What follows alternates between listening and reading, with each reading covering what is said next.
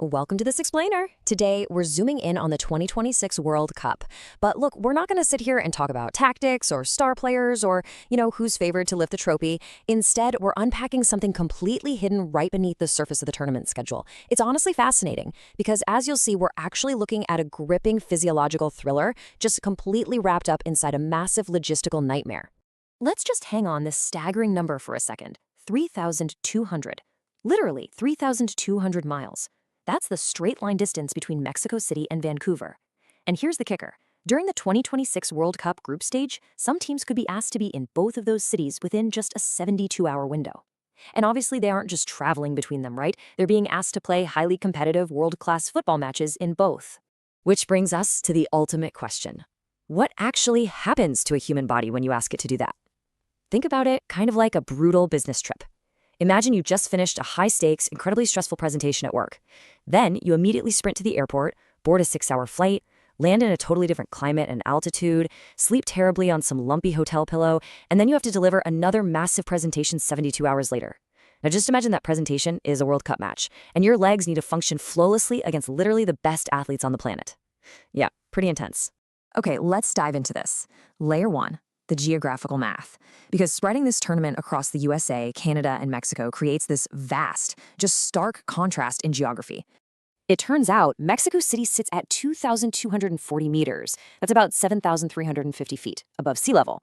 Vancouver, on the flip side, sits at just 70 meters, which is essentially sea level. Just to put that into perspective, that altitude difference is nearly the height of 7 Eiffel Towers stacked directly on top of each other. No joke. This isn't just some fun geographical quirk to mention on a stadium tour. For the players, it's an absolute physiological wrecking ball waiting to strike. Let's move to layer 2, the altitude shock, and see how this builds. Because what does thin air actually do to a human body pushed to its absolute limit? Well, it all comes down to a concept called VO2 max. Basically, think of your VO2 max as your body's internal engine size. It's the exact measure of how much oxygen your muscles can use when you're giving it a full 100% effort. Up at high altitude, the air is much thinner, which simply means every single breath delivers less oxygen into the bloodstream. So within mere hours of arriving at elevation, that internal engine size is immediately and measurably threatened. And this brilliantly illustrates the math. Studies on professional athletes show that aerobic capacity actually drops anywhere between 1% and 3% for every 300 meters of altitude gain. So when you apply that math to Mexico City, you're looking at a massive 7 to 10% reduction in aerobic capacity. For an elite footballer whose entire game relies on operating at the absolute razor's edge, losing a tenth of their engine is just an enormous handicap. But the altitude shock doesn't just stop when the players leave the pitch. No, it actually destroys their sleep quality too. See, at high elevation, the human body repeatedly jolts itself awake because the brain essentially panics, thinking it isn't getting enough oxygen. So picture this. A player lands, completely exhausted from a grueling 6-hour flight, they sleep terribly because of the thin air, and they actually wake up feeling less recovered than the exact moment their plane touched the tarmac. It is quite literally the exact opposite of elite sports preparation. Now, what's really interesting about layer 3, the counterintuitive twist, is that you might think playing in Mexico City is awful, but flying down to Vancouver must feel amazing, right? Like taking off a heavy backpack. Well, actually, scratch that. Traveling down to sea level is its own unique physiological disaster. When a team flies out of Mexico City down to sea level, they face a sudden, massive abundance of oxygen. And rather than giving them super speed or superpowers, it actually causes a short-term disruption. The body literally has to scramble to recalibrate. The athletes will temporarily feel a lot heavier and, well, sluggish. Think about it like a high-performance sports car. The body was running incredibly lean in the thin air, and suddenly the fuel mixture completely changes. Neither direction of travel is a clean transition. It's a shock either way. Layer 4, the recovery nightmare. Now let's add the final piece of the puzzle here. The brutal baseline reality of standard muscle fatigue. Burned glycogen, micro tears, spiked cortisol, just from playing a standard 90-minute match. Sports science gives us a pretty strict baseline for recovery.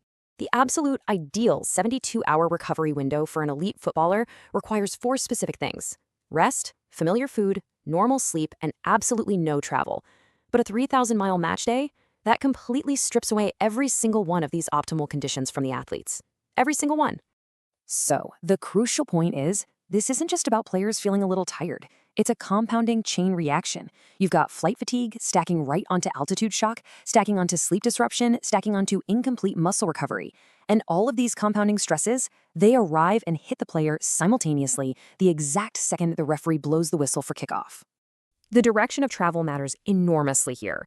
Imagine a European team drawn to play in Mexico City first and then Vancouver second. They face a totally different physiological challenge than a South American team doing the exact reverse commute.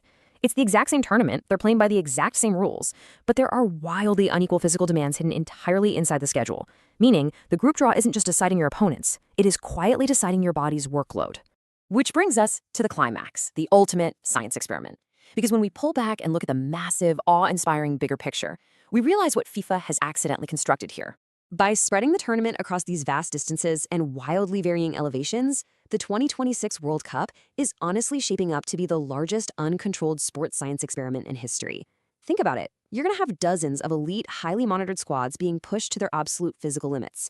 And they'll be doing it under incredibly measurable physiological stress at known altitudes with very strictly defined recovery windows.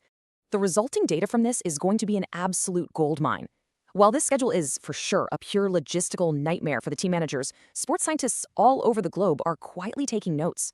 The data generated from these athletes could permanently reshape how every major sport on Earth handles fixture scheduling, how they design travel protocols, and how they implement altitude preparation for decades to come. A real game changer. I want to leave you with this final, truly provocative thought. The draw has already happened. The physical trap is officially set. Now, the tournament will obviously still be decided by moments of brilliance and tactical genius, but somewhere inside that group stage, it's also going to be decided by altitude, oxygen, and the absolute insane distance between two cities. So the question now is, which teams are currently blindly walking into an invisible physiological doom just waiting for them at kickoff? Keep an eye on those schedules. Thanks for joining me on this explainer, and I'll see you next time.